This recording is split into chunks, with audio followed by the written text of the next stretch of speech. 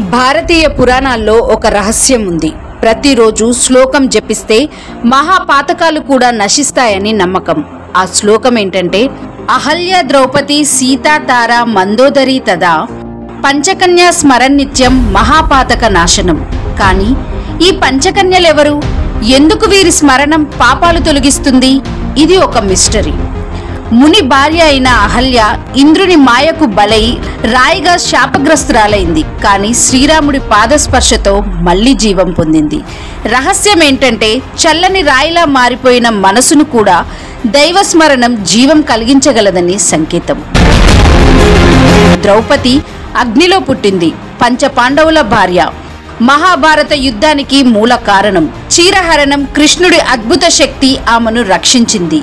ఈ సంఘటన రహస్యం దైవశక్తిని పిలిస్తే విశ్వం మనకు తోడవుతుందని.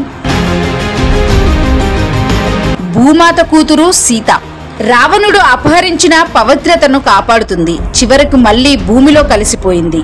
ఈ కథ రహస్యం మనం ఎక్కడి నుంచి వచ్చామో అక్కడికే చేరుతామనే శాశ్వత సత్యం. వాలిని కోల్పోయిన తార సుగ్రీవుని భార్య అయింది. ఆమె జ్ఞానం, ధర్మబోధ రామాయణంలో వెలుగులు నింపాయి. రహస్యం ఏంటంటే, ధర్మం అనేది సంబంధాల కంటే గొప్పది అని. రావణుని భార్య మండోదరి లంకలో ఒకే ఒక సతీశీలురాలు. రావణుడి అహంకారాన్ని తగ్గించడానికి పదే పదే ప్రయత్నించింది. ఆమె రహస్యం ఏంటంటే, అసత్యం నిండిన లోకంలోనూ సత్యానికి నిలబడడం ఆమె ప్రత్యేకత. ఈ 5 కథలు 5 కాలాలు, కానీ ఒకే ఒక రహస్యం, స్త్రీ శక్తి.